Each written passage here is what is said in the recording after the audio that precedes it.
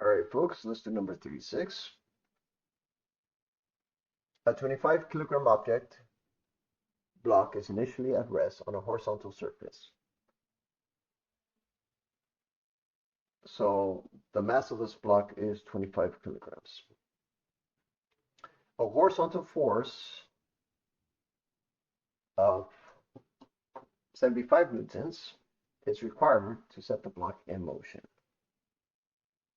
So you have the block with some mass, and you're going to supply a force of the maximum force of 75 newtons, which is going to overcome the force of the static, which I'm going to use my own notation. I'm just going to use this as my notation to set the. After which, let's keep reading. After the block is in motion, after which a horizontal force of 60 newtons is required to keep the block moving at a constant speed. So notice what's going on, folks. We have a block that's sitting there. You try and move it. You press a little force. I'm going to simplify to my model. I'm going to deviate to my model because it makes more sense. The truth is, when you press the block, and especially by definition and everything, when you push on the block, there's going to be some force that's going to push back on you. We call that force friction. And whatever force you push on the block, if it's heavy enough, the same and equal magnitude of the static friction, or anything that's less, I would say that it would supply a force of equal and opposite directions. So the friction will always be zero, but not in this case that they're modeling it. So their model's a bit different, because that's easier to read. In their case, what's actually happening, according to the interpretation of the scientist, and it really doesn't matter, folks. It's the same thing, really. It's the same physics, the same everything. It's not like I'm deviating towards anything. I just like to think of it differently, as opposed to everybody else. But the way they have it, folks, is that when you supply anything anything that's less than the static friction, there's going to be a minimum value of the static friction that you would have to overcome in order to get the block in motion. Anything less than the static friction, the block is not going to move. After you overcome the static friction, after the block is in motion, if you keep that same force, which is 75 newtons, the block will accelerate. So the force will be greater than the friction itself, realistically, because it is. That's why they have it this way. That's why they model it this way, because once you apply 75 newtons, the block is going to start to accelerate. So that's not going to be the static friction anymore. That's going to be a different form of friction. So we call that different form of friction kinetic. Because now you're in the case where you're applying 75 newtons towards the block that's moving. Anything greater than 75, or let's just pretend that 75 let's just say it equals to 75, which makes the block move, just for simplicity, then there's still going to be friction. However, if you lower the force a bit to 60 newtons, which states on this problem, then you can set that force equal to the kinetic, and therefore the block doesn't accelerate anymore, but the block will always move with the constant speed. Constant speed means zero acceleration. Zero acceleration means that the forces are equal and balanced towards an opposite direction, and that's it. That's what friction is, folks. That's probably the best way to think of frictions. Now, in the book, they don't go that far more than I already explained to you guys. Okay? I haven't really read it, but I encourage you guys to read the material, to look at the graphs that they gave you, and to get familiar with it. Because these problems are going to be simple in the end. Like, they're not going to be hard. They're not going to give you complicated scenarios. They're going to give you the most simplest scenarios you can do. So these are going to be solvable. The hard part is trying to understand what's going on in the physical world, because in real world, a block, there's a friction, there's a contact between the block. And because there's contact, the block is hesitant to move. And that contact has to do with the weight of the block. The heavier the block is, or an object is, the harder it is for the block to move, especially when you try to supply or push the object or put a force onto that object. So, all right, so now since we got this out of the way, let's set up the forces diagram. All right, so I already have it here.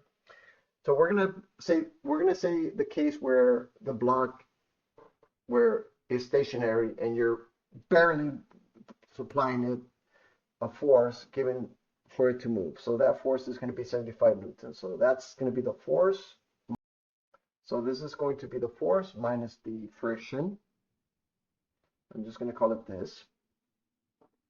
And this friction, and I'm not going to I'm just going to generalize this and say that this is going to be some coefficient times the normal force. So the coefficient times the normal force. I'm not going to specify whether this is static or not. We'll do that later. But we're going to kind of set up a formula that involves both scenarios where the object is moving at a constant velocity and the object is stationary. Either way, the acceleration would be zero in both cases. So therefore, the force would have to equal the force either of static or kinetic. So if the block is stationary and it's barely moving, that force would have to equal the coefficient of static times the normal force, which we know it's mg. Let's just get this out of the way. I'm not going to re-explain this whole same scenario that you guys should already know. So the normal force is mg. Of course, if it's on an incline, that'd be a different story. I mean, you guys are not that retarded to say that it's not mg anymore, right? Yeah. So if you are, then I can't help you there. So that's when the block is stationary. So there's the formula. When the object is moving at a constant speed, then the force that you would, and it wouldn't be 75 newtons anymore, it'd be something else. Then the force here would be the force of kinetic times mg. So let's solve for this. All right, so the force, so I'm just going to put mg. What's that? The 25 kilograms times 9.8. That's so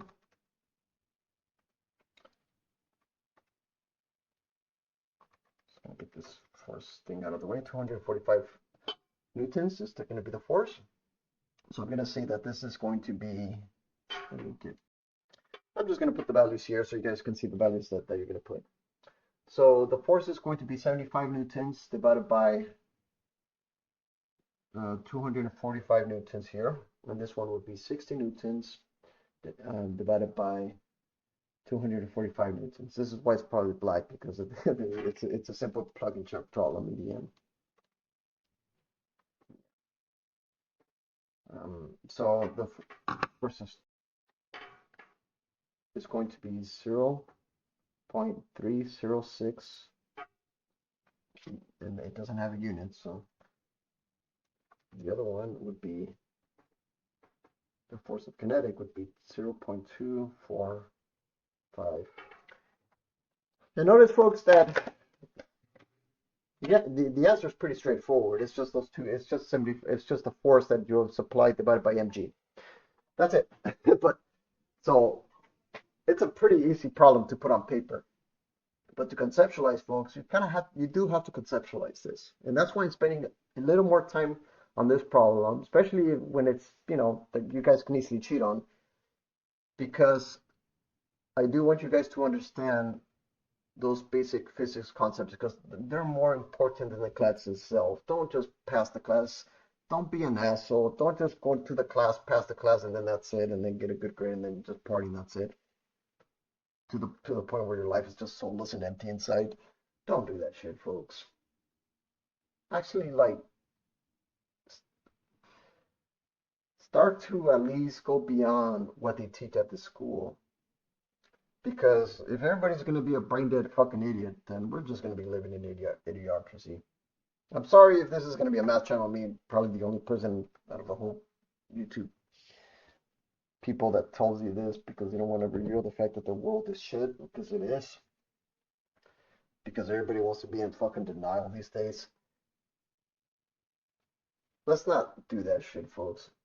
Okay, yes, we know the world is shit, but let's try at least to make it better. Because you know, if all you do is memorize and then you don't understand these basic things and then you just pass your way and then you go to your university level physics and then you don't understand the basic Newton's laws of motions or even how to apply or even your basic trig, then that's just embarrassing, folks. I don't know what to say. Anyways, folks,